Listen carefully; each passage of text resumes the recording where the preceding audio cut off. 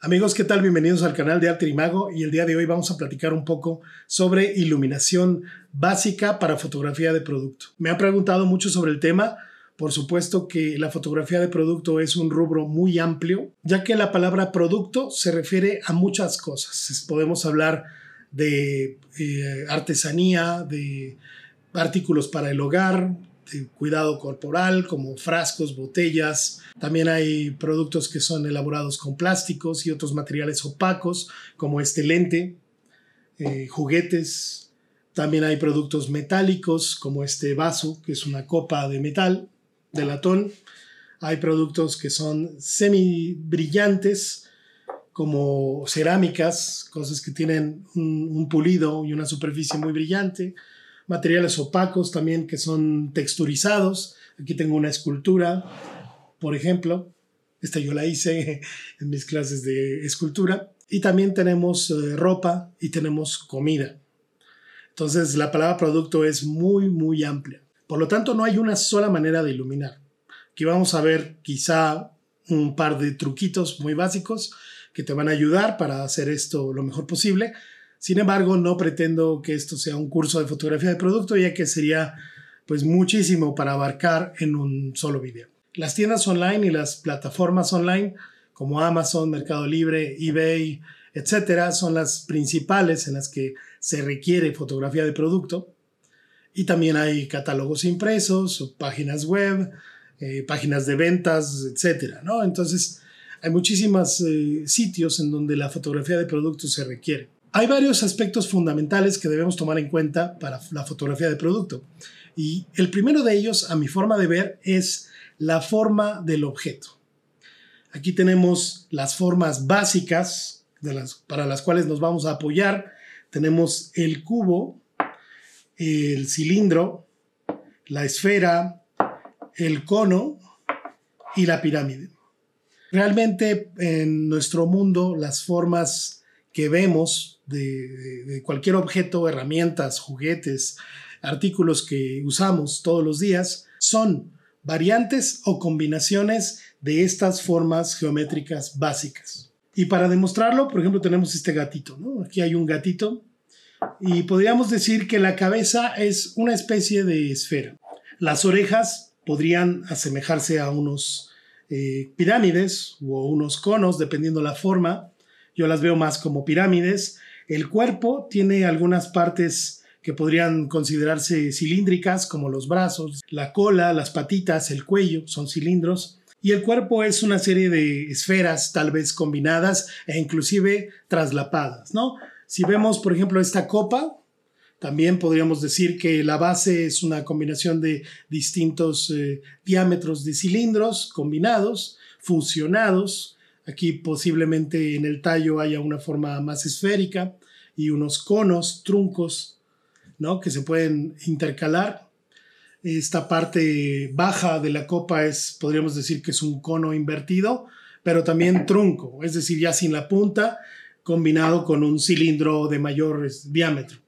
Y así, lentes son cilindros de diferentes diámetros y aquí hay un cono trunco en la base. Básicamente todas las formas del mundo son así. Un ejercicio muy interesante que yo aprendí en mis clases de dibujo para representar objetos tridimensionales es justamente desbaratarlos en estas formas básicas, como te lo muestro aquí en pantalla. Es un ejercicio muy simple que te recomiendo que hagas y te va a ayudar mucho para entender justamente cómo están formados los diferentes objetos. Por supuesto que hay objetos muy complejos en los cuales es complicado entender esto. Por lo tanto, recomiendo comenzar con formas mucho más básicas o más simples, ¿no? Pues bien, estas formas básicas que tenemos aquí sirven para representar distintos volúmenes. Vamos a tomar, por ejemplo, el cubo.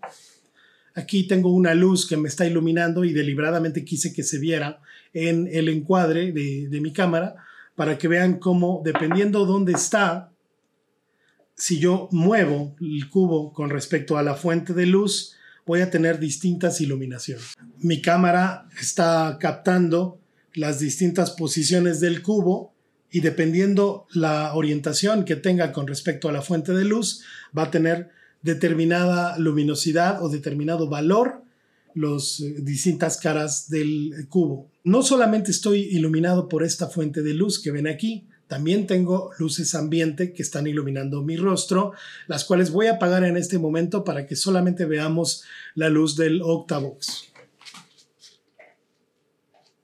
Aquí se pueden dar cuenta justamente de la diferencia que tenemos al solamente utilizar una fuente de luz, y es más notorio el volumen que se crea con las distintas caras de esta figura. Claramente podemos darnos cuenta cómo la parte superior es más iluminada, esta parte que ven aquí es un poco menos iluminada y la cara que está opuesta a la dirección de la fuente de luz está completamente oscura.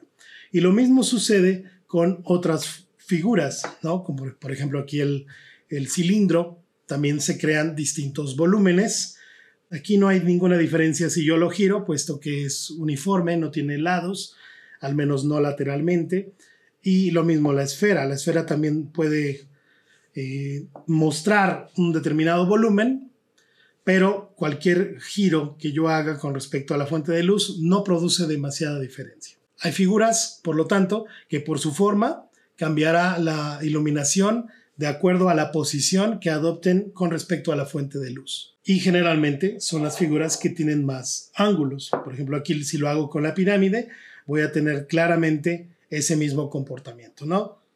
Inclusive si la puedo poner invertida, aquí la tendría que sostener con la mano. No sé si está enfocada, puesto que no estoy viendo la toma de la otra cámara. Según yo la tengo ahí encuadrada. Quizá esté fuera de foco, pero lo que sí pueden darse cuenta es cómo la posición modifica la iluminación.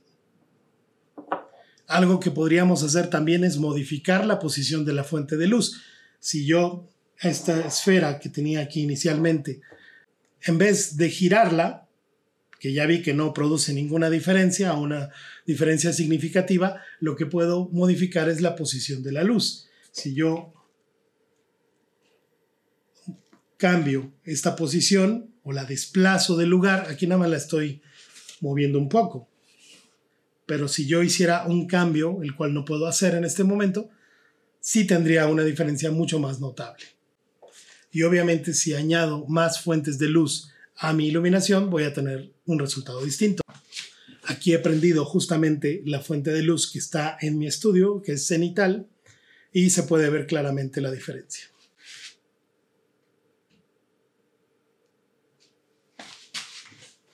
Esta es otra fuente de luz que ya no es cenital, sino está más lateral, digámoslo así, opuesta a la que tengo aquí.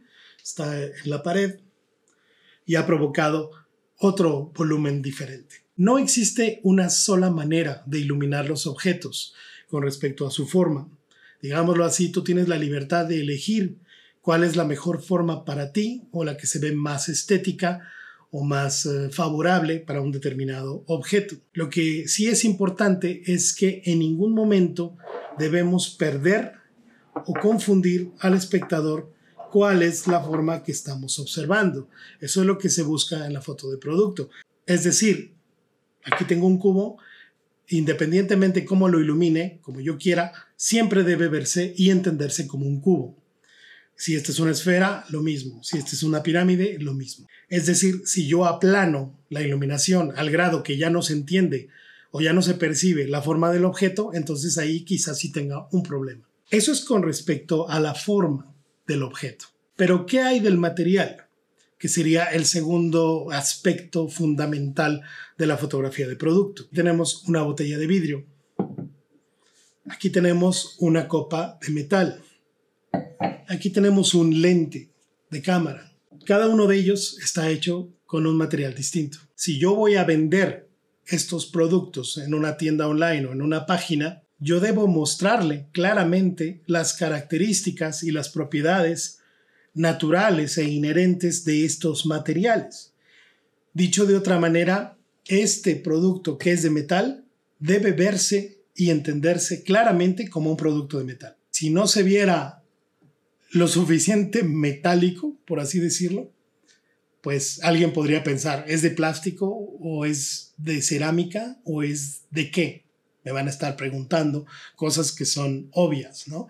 Entonces, Aquí ustedes pueden ver en la cámara justamente este brillo que está siendo provocado por esta fuente de luz.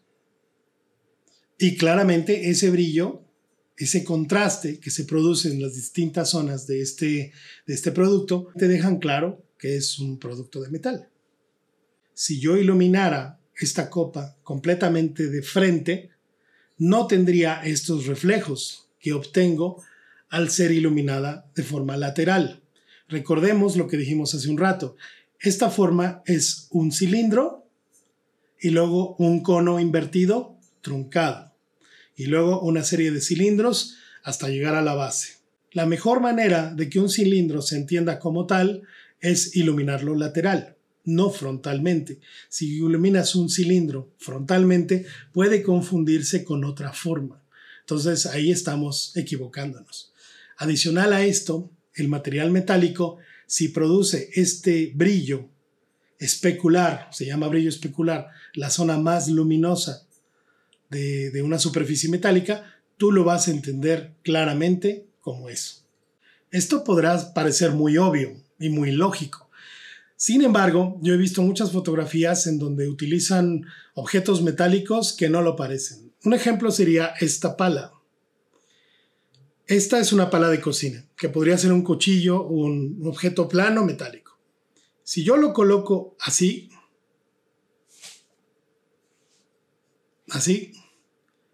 tú en cámara, ¿de qué material dirías que es? ¿Se ve metálico? ¿Lo ves metálico? Para mí no lo es. Yo lo estoy viendo como una pala que bien podría ser de cualquier otro material. Yo tengo que buscar justamente que la posición del objeto provoque el charolazo, el brillo especular. Ahí en una posición muy específica, yo estoy viendo en el display claramente que este objeto brilla. Y también el mango, la empuñadura, provoca un pequeño brillo. Una diferencia de milímetros muy tenue provoca que ese brillo desaparezca.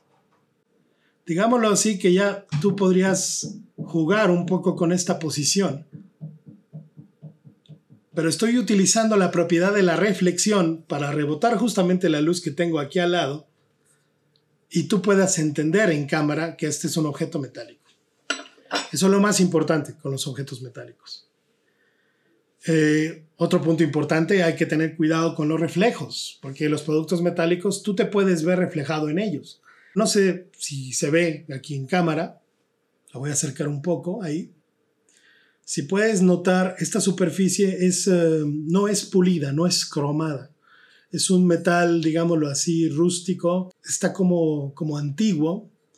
Por lo tanto, es una superficie brillante, pero no tanto, no es un espejo.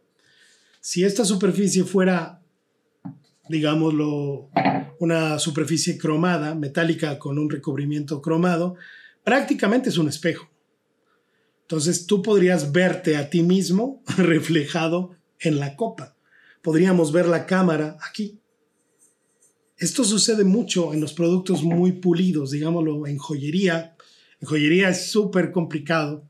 La foto de joyería es de lo más difícil que hay, puesto que tiene superficies muy pulidas, sobre todo esa joyería muy fina que tiene acabados espejo, pues no solamente te ves reflejado una vez, sino varias veces.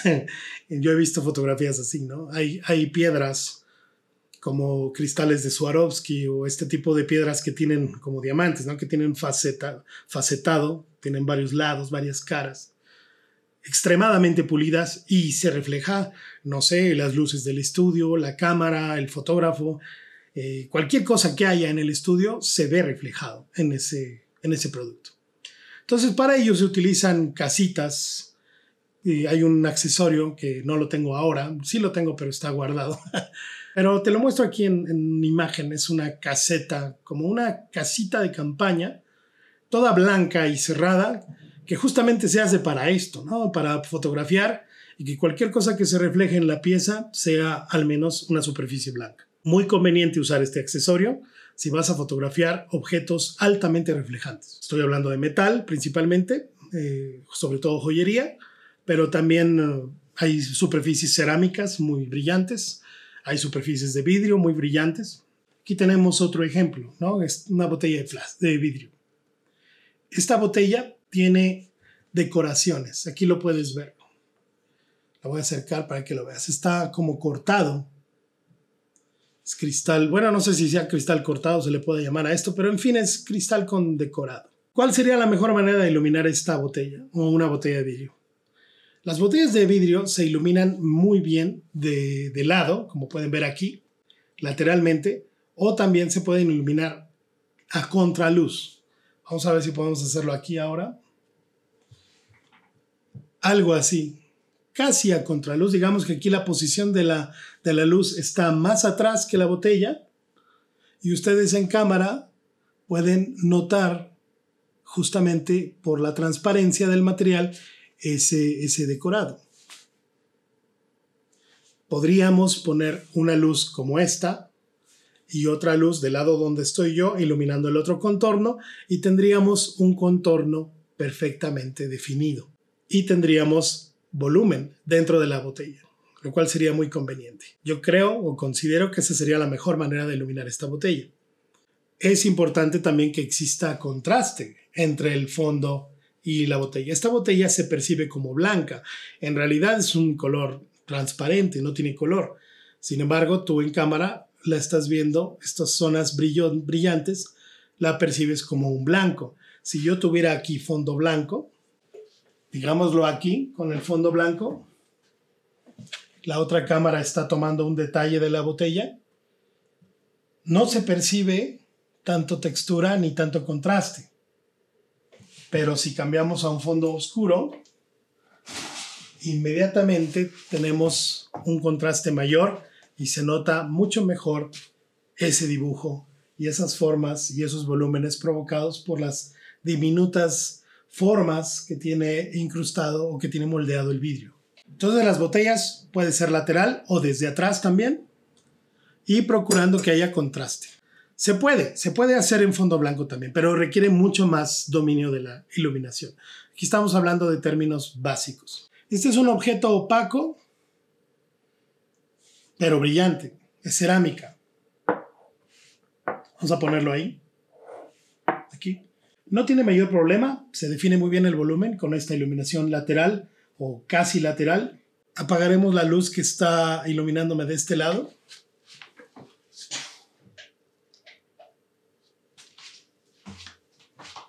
Ahí me gusta cómo se ve bastante dramática. Sin embargo, pierdo mucho detalle de este lado. Lo que voy a hacer es girarlo un poco hacia la luz y colocarle un poco de relleno.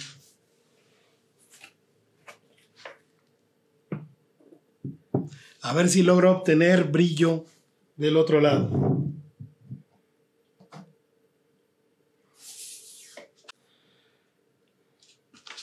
Puesto que para mí es importante mostrar su forma, pero también que el material es cerámico y que tiene cierto brillo. Entonces aquí se resolvió únicamente con una iluminación lateral y un acrílico blanco que tenemos aquí como relleno.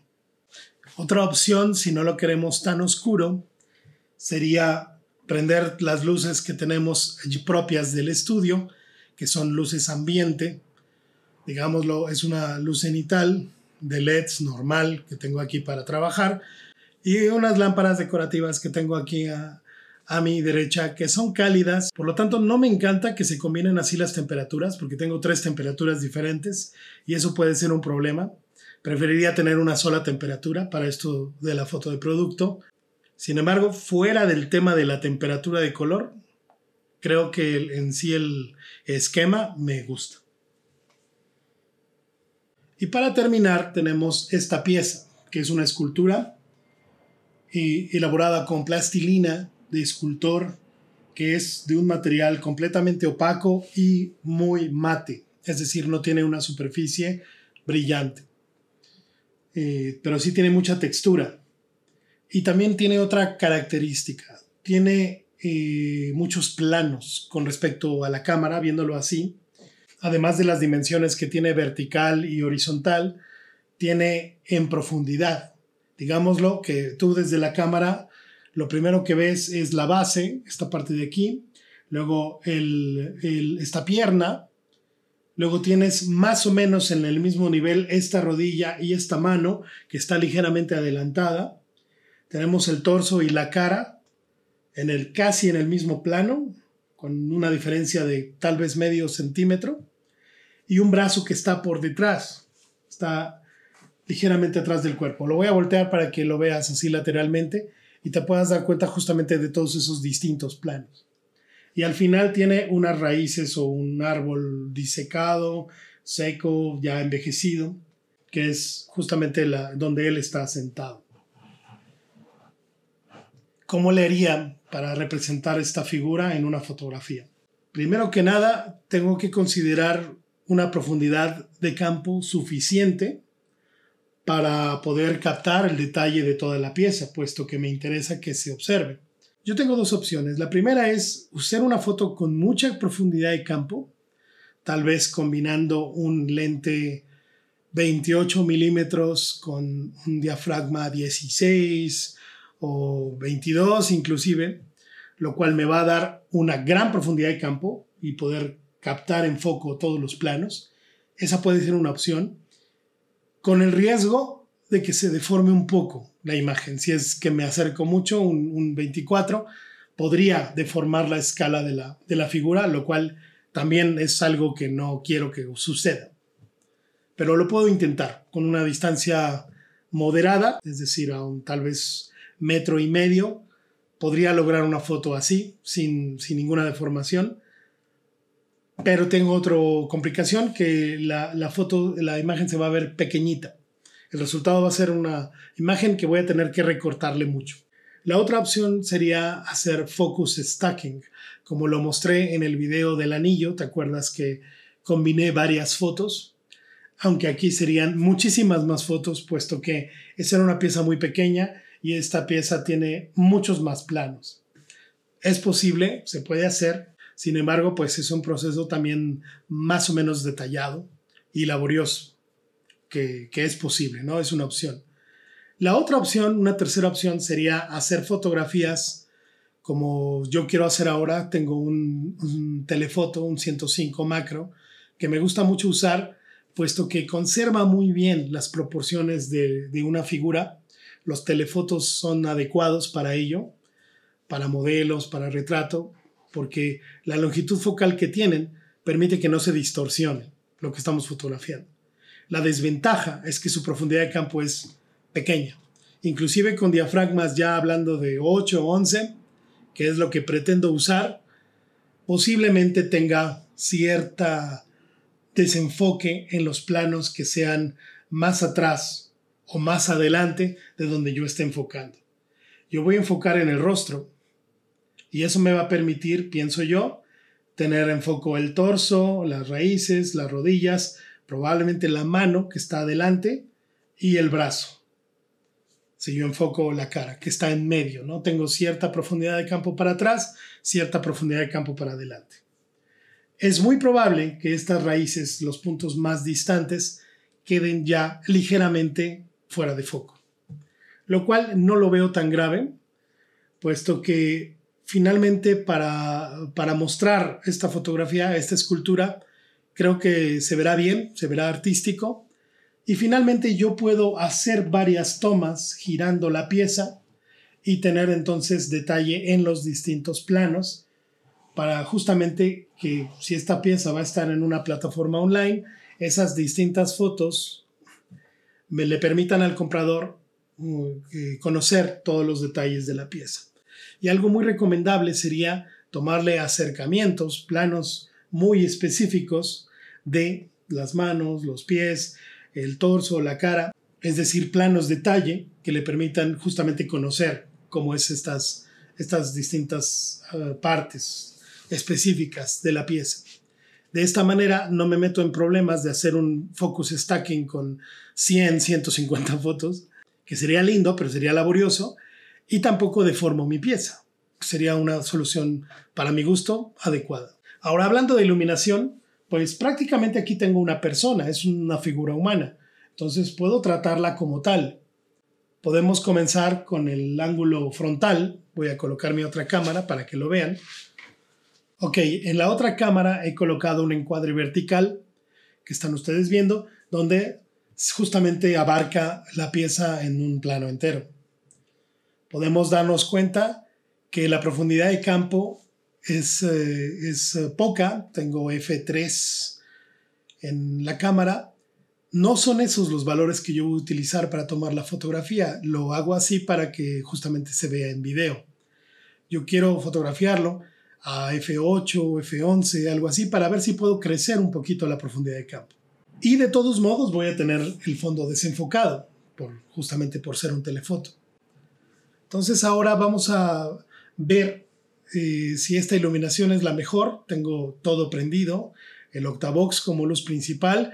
Tengo la luz cenital de mi estudio, que es blanca, es de LED, y tengo una luz lateral, como ya les había dicho, cálida. Voy a apagar esas fuentes de luz para ver si me conviene utilizar solamente la luz del Octavox. De inmediato tenemos un aspecto mucho más dramático que me gusta bastante. Sin embargo, se pierden muchos detalles en la parte derecha de la pieza, para lo cual vamos a utilizar un relleno. Mucho mejor de hecho. Y ahora, como toque final, vamos a añadir una luz de cabello, que en este momento lo haré con mi celular. Ustedes pueden darse cuenta, aquí lo voy a acercar más para que vean dónde está. Y este detalle, este recorte es muy lindo, porque le da definición y la separa del fondo. Que es justamente una iluminación básica de 3 puntos, ¿no? Que se utiliza muy comúnmente en retrato, ¿no? Con una luz principal lateral o a 45 grados, tipo Rembrandt, un relleno en el lado contrario y una luz de pelo o de recorte, también se le llama, que todos nosotros hemos usado o nos han hecho cuando vamos al estudio fotográfico para alguna fotografía de identificación de un título, pero con un poquito de más volumen, de más dramatismo, puesto que el relleno estaba muy por debajo de la luz principal. Por debajo es decir, que tiene menos intensidad. Y justamente de esto es de lo que se trata. No queremos rellenar las sombras por completo. Solamente fue un poco para rescatar el detalle que tenía de este lado y no perderlo, que no se fuera totalmente en oscuridad, pero tampoco era la intención igualar la intensidad de la luz principal, que justamente es lo que se hace en la foto de identificación, para no tener tanto contraste. Pero aquí sí queremos un poco más de contraste, pero moderado, controlado. Hablando de relación de contraste, podríamos decir entre un 3:1, 2:1, es decir, la luz principal 2 pasos o 3 pasos por encima de la de relleno. Es un contraste adecuado. También depende mucho del artista y la pieza y el producto, para qué es. Si hablamos de un tema, en este caso un tema dramático, un tema que se presta para el contraste, pues puede ser, ¿por qué no? Pero si fuese un juguete, digamos para niños pequeños o algo más tierno, más lindo, pues podríamos pensar en un contraste mucho menor. El carácter de la iluminación va, por supuesto, ligado al carácter y el propósito de la pieza o del producto que estamos fotografiando.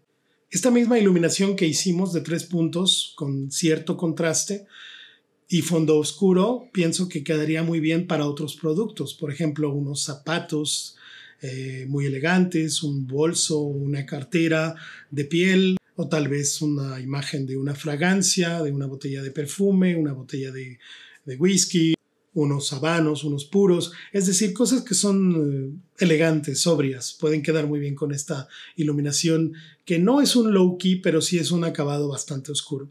La comida misma, varios platillos, por ejemplo, de carne o pan rústico, podrían quedar muy bien con esta iluminación que hicimos hace un momento. Pues bien, espero que este video te haya aclarado un poco de cómo comenzar en la fotografía de producto. Por supuesto que hay muchísimos trucos más, hay muchísimas técnicas más, utilizando espejos, luces muy locales, con snoot, con color, con humo, productos que están volados, el splash, etc. Son muchísimas las técnicas que se emplean, pero bueno, eso ya lo iremos abarcando probablemente en algún otro video, o tal vez si te interesa tomar un curso de fotografía de producto, podemos armarlo y podemos abarcar a mayor profundidad todos estos temas y también con explicaciones mucho más detalladas y ejemplos. Pues nada, espero que te haya gustado el video, me ayudes a compartirlo y te suscribas aquí al canal y nos vemos pronto en un nuevo video del canal de Alter Imago. Hasta luego, bye bye.